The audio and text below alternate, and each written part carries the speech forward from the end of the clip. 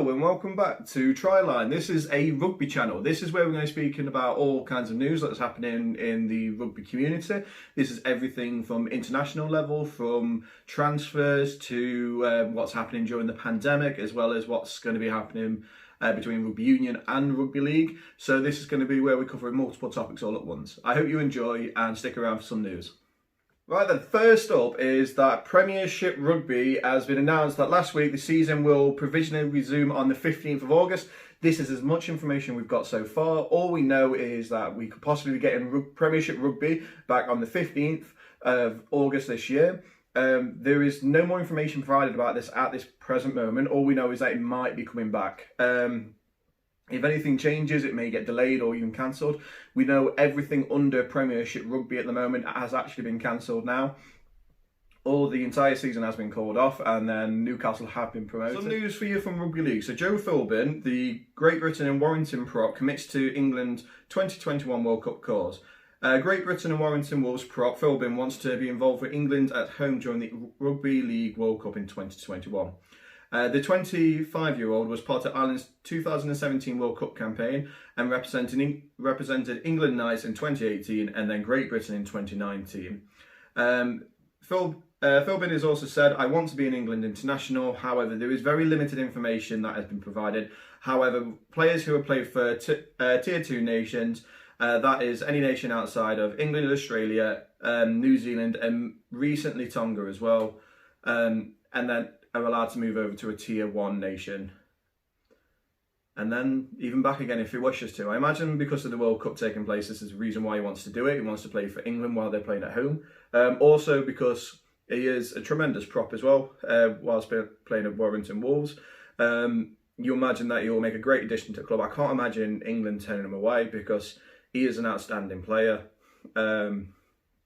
Besides that, it is very limited on any information you can get about this at the moment. So when more information is provided, we will bring it on to the show. But yeah, we'll move on to the next story. Some news from Rugby Union. Joe Marler, England prop, signs Harley Quinton's contract extension. The 29-year-old, who has also been playing for British and Irish caps, has made up to 71 appearances for England and also made a big impact during the previous World Cup in Rugby Union.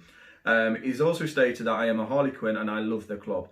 He's wanting to stay playing for the club as long as he can now, and previously due to the World Cup, down to certain things that he did, I won't mention it on the channel, Marler did have a 10-week ban from playing. However, due to the pandemic, it means that he's able to play again, so his suspension is actually being freed up. That is just purely down to to how the pandemic dates have changed everything. So on the 15th of August, when Premiership Rugby does return, he can play for Harlequin if he is fit and well to do so. Some news on Rugby Union. So this is quite some serious and horrific news as well. So police have begun investigations of racist and homophobic abuse about comments made towards a current teammate.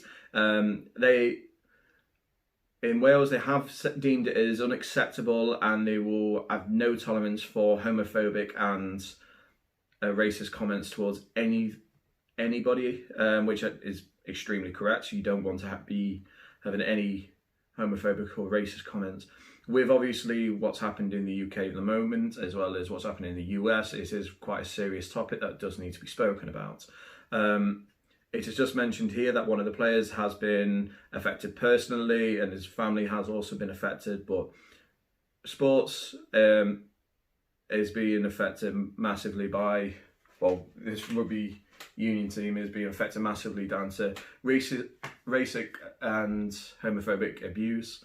It has no place for it. It's end of story. We have no place for it. And it's not just in sport, it is in society and life and on the planet. There's just no need for it. I'm not going to try and take any time away from it. I'm just going to say, if you need any more information on this particular topic, I will urge you to research yourself. I don't think I'm in a position to give my opinion about this particular topic at the moment. All I need to do is make sure that it doesn't take place and keep yourself safe at the same time. Obviously, it's a serious topic and if you need some more information on this, look for good sources and look towards people that are going to give you correct information as well. But we'll move on to another topic because this is quite a serious topic that we don't really want to be going on about. However, it is unfortunately something that's happening in our community at the moment. Swiftly moving over to a topic about Sam Burgess. So Sam Burgess recently said in an interview with Alex Payne and James Haskell that he had some comments to make about his previous coach, teammate Mike and George Ford. During international duty, when he were playing for the 2015 World Cup, he had a bit of a clash with both players. When he returned to his rugby union team, he went straight to his coach and said that he'd lost all respect for him during the World Cup, and he requested a transfer. At this point, his coach at the time, Ford, made him have up to a 10-day break, came back, and then afterwards, left the club. Basically, during this period, Sam Burgess goes on to speak about how he lost all respect for his former coach and how he just doesn't want to be brought into politics. During the conversation with Sam Burgess and Alex Payne, he does speak quite in depth about all this conversation, and I would urge anyone to just go along and listen to this. I am going to pop a link to it down in the description as well. So if you are watching on YouTube, have a look down below, and you will find a link towards this straight away, because it is a very interesting story and a bit of information about Sam Burgess and his international duty and down to his injury that eventually pulled him out of rugby. However, it's just how calm he speaks about the situation. You can tell just by the conversation himself that Sam doesn't want any drama from any situation. He just wants to play rugby, which is absolutely respectable. And you got to commend him for everything that he's done whilst playing rugby. However, if you want to have a bit more in depth, like I say, follow that link down below, and then you'll have all the information you will need. To me, Sam Burgess is one of my heroes, so it's one of the people that I admired when starting rugby. So it's a very interesting story. As well, you get some information from Alex Payne and James Haskell as well. So it's definitely something to watch. So our next topic is going to be talking about Exeter Chiefs women's team. So this is a bit of information about the club, the team, and how they're going to be going on about the season. As we know, rugby union's women's teams couldn't even start their season due to the pandemic. They still waiting to find out any more information about when and how they're going to be returning back to playing rugby and when they can return back to training. They have stated that they're going to be hitting the ground running as soon as they get the green light for pre-season to start, and that the global pandemic has had its unique challenges about what is happening towards everything at the moment. However, they have, like I say, stated that they are going to be trying harder than ever to try and get their title and try and get as far as they can. It is very limited information in what we can get from this article. However, it's quite admirable about how hard they are working. You can tell from Exeter Chiefs with how much they are doing online as well, is that the club are having high expectations for this year and wanting to go for the title. So good luck for Exeter during the season. Right then, so our next topic is going to be talking about Premiership Rugby. And this is basically English clubs have agreed to a salary cap cut by 1.4 million. The Premiership clubs have unanimously agreed to cut the salary by 1.4 million. This is due to the current pandemic and how finances are for all the clubs at the moment. This reduction will be taking place to the 2023 to 2024 season, and an announcement is to be made further today of recording. So this is Tuesday the 9th of June. It is quite interesting to see how they're going to be going with this, because obviously taking money away from rugby, it could force teams to move players around, have to put people on loan. Saracens centre Lazowski to join a different team on loan as well. So this is having an effect on all different players. However, it is hoped that the cap will return back to 6.4 million plus 600,000 academy credits. So this might be a good time for clubs to start bringing players through academies and bringing them younger prospects through. It is quite a difficult situation to comment on, just because it's salary cut is going to affect all players. Obviously, anybody who has a salary cut is not going to be happy about it. However, this was a unanimous decision between all clubs. And like I say, let's just hope that rugby does stay around. We don't want to be losing rugby forever. Like I say in the previous video, support your local teams and make sure that you keep in touch with your local clubs or the clubs that you support. So as we all know, the NRL, the Australian Rugby League team, has started back up. So on the 28th of May, the Rugby League started back up in Australia after a 2-month pause due to the pandemic taking place.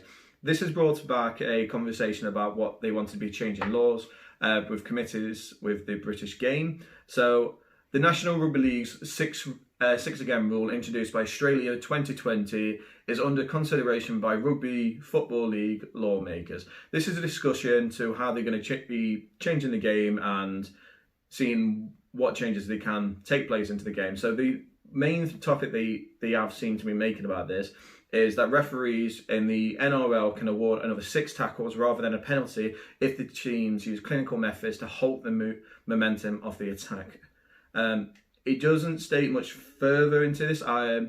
We can believe this will have something to do with obstruction or something along those lines to keep the flow of the game running quicker instead of slowing the game down more, which is, in my opinion, I think it's great. Yeah, speeding the game or making it consistent. You don't want to be slowing the game down. However, it's interesting to see where this committee take place in it and how, if anything, will change in the game as at the moment. Obviously, with the World Cup taking place next year, will this make any impacts on how the World Cup in England are being played? We don't know. Like I say, it's very limited information. There will be talks on the 10th of June to see how they will proceed with this, but no more information is taking place. Again, all information on this will be put onto here as well. We'll put it up on later episodes if we can get any more information. Next up, we have some Rugby World Cup news. So this is the Rugby Union World Cup, not the Rugby League World Cup. So the Rugby Union World Cup in France in 2023 has announced all their qualifying criteria for the cup. So all the teams that have already qualified is South Africa, England, New Zealand, Wales, Japan, France, Australia, Ireland, Scotland, Italy, Argentina and Fiji. Besides that, there are a further 8 teams that will compete to try and get their qualification spots. So this is 2 teams in Oceania. One team in Oceania, 1 team in Asia, 1 team in Africa, 2 teams in America, 2 teams in Europe, and 1 team in final qualification. It is interesting to see how this is all going to be taking place. All these qualifications will be taking place in 2021 and 2022, so very limited information as of the moment. However, the teams that have taken place, they know that they've secured their spots, so they can relax, train players, and obviously, however, it's going to be very interesting to see the other 8 teams. As of the last World Cup, we did have some very interesting competition from different teams. So Canada was one that surprised me during the last World Cup, and I'm sure that there were many other teams that surprised everybody else as well. Again, I'm heartbroken for the England team for losing it in the finals. However, we'll be coming back stronger than ever next time, I believe. Next up, we're going to be talking about Rugby League. So Featherstone Rovers have been doing some incredible stuff during the pandemic. What they have been doing is interviewing some of their players, some of the older players that have been with the club for a while, as well as during some prospect players, some of the younger players coming through, and some incredible talent. What we spotted on Twitter this previous week is that they are allowing you to forward questions towards the players and ask them anything you really want to. We managed to get 2 questions put forward, which was what are your top 3 rugby moments playing so far, and the second one was what would you say for players that are wanting to go professional that need that bit more information. And he answers both of these questions fairly well, as well as some other fans, and also gets some other questions from the club and speaks a bit more about his personal background as well. I am going to pop a link to this down in the description as well, because it's a very interesting watch and it's very unique to listen from a younger player. But this young lad, I'd say keep an eye on him, because he seems like he's going to be going far.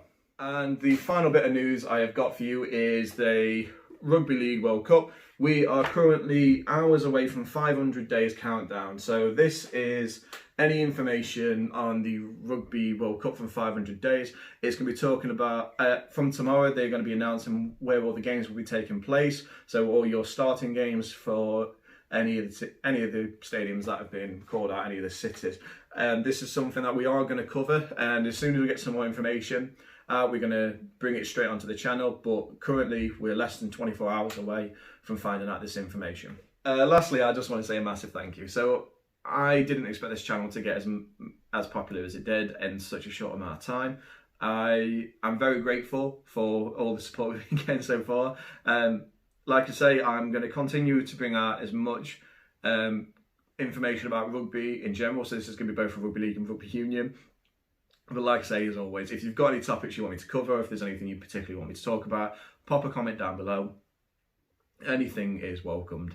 And yeah, stay safe. And like I say, if you want to see more things like this in the future, subscribe and then hit the bell button. And whenever we pop these videos out, we will be keeping you informed straight away. Because of the it's going to be 500 days to World Cup soon, as well as that we normally pop a video out at the end of the week. You will be getting some more information later on in the week. However, I just want to say thank you. Bye for now, stay safe, and I'll see you in the next video.